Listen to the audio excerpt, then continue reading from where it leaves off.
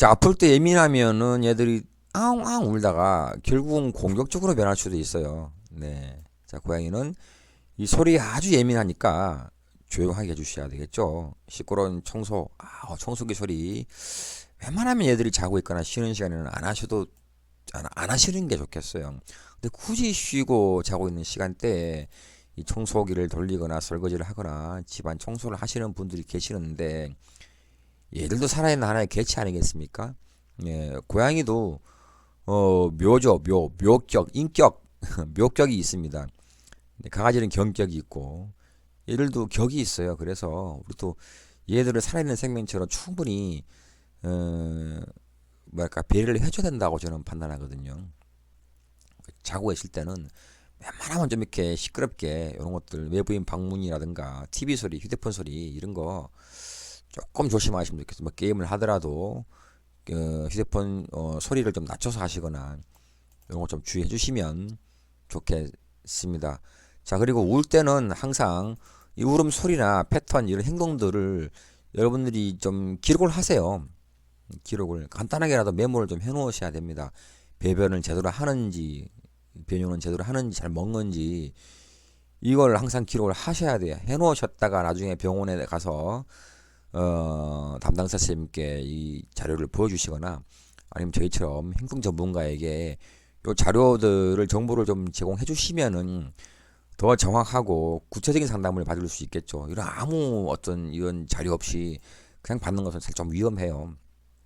그래서 그런 것들 매일매일 사실은 일지를 좀 써두시면 좋습니다. 예, 언제 어떻게 뭘 먹었는지, 물은 잘 먹는지, 소변 대변 잘 보는지, 울 때 뭐 어떻게 어떤 식으로 어디에서 어느 위치에서 우는지 이런 것들은 사실은 그렇게 크게 어렵지 않거든요. 메모하는 것이 그렇게 좀 해주시면 좋겠고요. 자, 병원 데려갈 때는 당연히 이동당에 넣어서 병원으로 이동해야 되는데 요 이동장으로 이동하는 방법 요것도 하려 그러면 또 시간 많이 걸려서야 돼요. 요건 또 별도로 제가 설명을 드리도록 하겠습니다. 자, 어쨌든 요런 원인 때문에 운다. 그래서 첫 번째 요런 공간을 마련을 해주자. 네, 자, 그래서 요거 이제 강의입니다.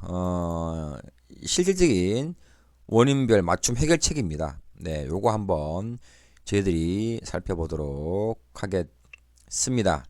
네. 자, 중성화를 했는데도 울음이 계속된다. 그리고 뭐 몇 년 동안 기다리시는 분들 계세요, 이렇게. 기다리면 울음이 그칠까?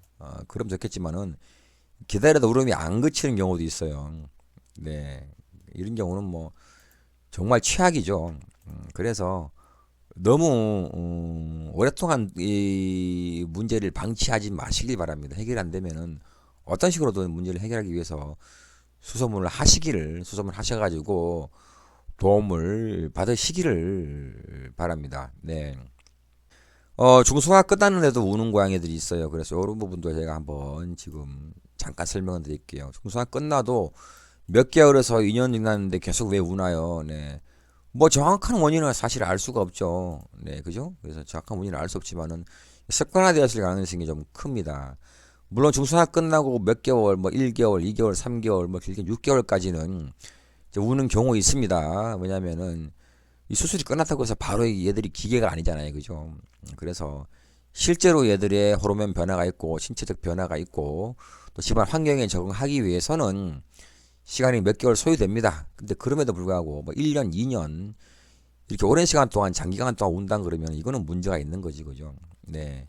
이거는 이제 울 때마다 우리 집사님들이 뭘 해줬기 때문에 그렇습니다. 그래서 얘들이 그것을 바라고 우는 거예요. 네. 크게 울면은 또 에너지가 소모되면서 스트레스가 또 해소되죠. 우리 사람들도 그래서 힘들면 울잖아요. 그죠? 그런 간단한 아주 기본적인 원리입니다. 자, 요 내용은 지금 제가 볼 건 아니고요. 고양이가 울 때 여러분들이 가장 많이 하는 방법 중에 하나가 물건 던지고 냄새 뭐 스프레이 뿌리고 또 콧등 때리죠. 그죠? 그러고 멍덩이 때리고 이렇게 가두어 두고 물 뿌리고 뭐 여러 가지 이렇게 여러 가지를 합니다. 네.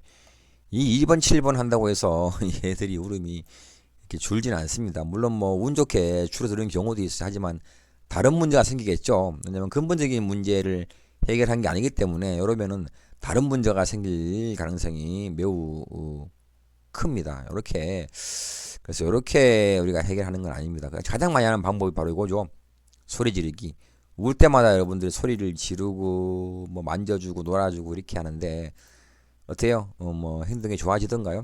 그렇지 않죠. 네, 그래서 이 부분은 여러분들이 좀 충분히 여러분들이 잘 판단을 하셔야 될 것 같아요. 아우 너무 귀엽네요, 고양이가. 네, 나오죠. 간식 주고. 그러면 간식이 먹고 싶을 때마다 울겠죠. 이거는 뭐 이 정도 수준은 여러분들 이제 기본 상식이죠. 자, 놀아주기. 그럼 심심할 때마다 울 거 아니에요. 자, 무시하기 많이 쓰죠. 이 무시하기도 고양이 성향에 따라서 이것이 효과적일 수 있고 오히려 더 부작용이 생기는 경우도 많습니다. 이 고양이는 특히나 집요한 동물입니다. 이게 무시한다고 울음이 멈출 것 같으면 애초에 울지도 않았겠지, 그죠? 그래서 이 방법은 주로 반려견에게 사용하는 훈련법 중에 하나입니다. 무시하는 방법은. 그래서 이것은 고양이에게는 크게 도움이 안 된다. 이렇게. 자, 그렇다면 몇 가지 방법을 한번 제시를 해볼게요, 제가.